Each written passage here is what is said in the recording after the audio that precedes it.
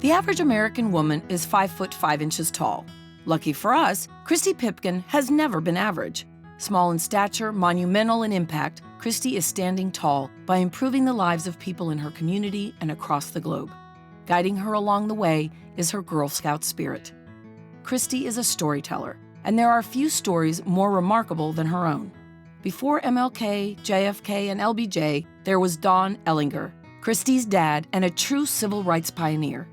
Don's relentless pursuit of fairness was instrumental in securing jobs and equal pay for African Americans following World War II. Decades later, Texas Governor Ann Richards, one of Christy's mentors, would often recall the first time she saw African Americans treated as equals. She was speaking of her time spent in the Ellinger home. Don's values left an indelible imprint on his 9 children, especially Christy. The Ellinger household was filled with lively discussions, and the women, well, they were just as sharp and fierce debaters as the men. A trailblazer in her own right, Christy's mother founded the first Girl Scout troop in her hometown in the 1940s. She nurtured Christy's love for Girl Scouts, singing her camp songs as lullabies while giving her the freedom to create, and as Christy puts it, make a mess. As a young woman studying dance at the University of Texas at Austin, Christy met and married her soulmate and physical polar opposite, Turk Pipkin. Their life of adventure began with a move to Los Angeles, performing in a touring show funded by the National Endowment for the Arts. Christy eventually worked in production while Turk pursued writing. Just before the birth of their first daughter, they returned to Austin, and Christy began a new career as the go-to media person for legendary musician Willie Nelson. After Katie came a second daughter, Lily, in 1994.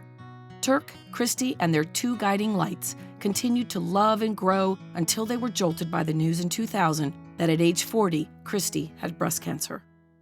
Not one to dwell on bad news, Christy did what she had to do, refusing to wallow in self-pity and instead choosing to live an even bolder and more meaningful life. A question from one of her daughters regarding the problems she observed in the world sparked what would become Christy's life mission. In 2006, Christy produced the award-winning documentary Nobelity, which looked at the world's crises through the eyes of 9 Nobel laureates.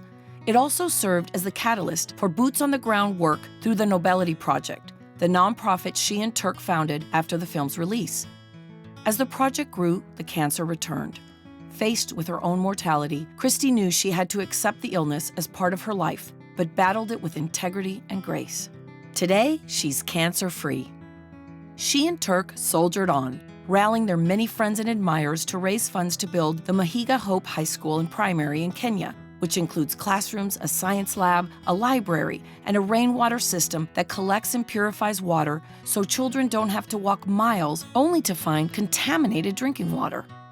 There were 18 students in the first graduating class, and now there are 250 kids enrolled. The Nobelity Project continues its work in Kenya, Honduras, Nepal, and the United States. As executive director, Christy works to bring the nonprofit's initiatives to fruition. She believes that by improving conditions in one community, you improve the state of the global community, and by working together, we tilt the world towards peace. For her efforts, Christy has been widely recognized, receiving the 2013 International Women's Day Humanitarian Award from 10,000 Villages. For Christy, possibilities have no end, and her generosity has no borders. Girl Scouts of Central Texas is proud to honor Christy Pipkin as a 2015 Woman of Distinction.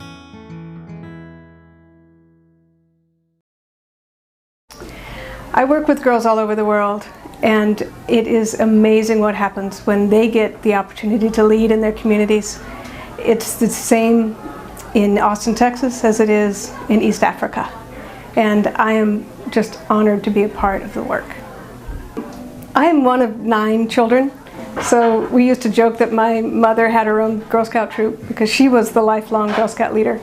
And the thing she left with us, more than anything, was to leave it better than you found it. And I have carried that with me ever since, in my parenting, in my work, and I hope to hand that on to my children and any other girl who I can get to listen. Thank you, Girl Scouts of Central Texas.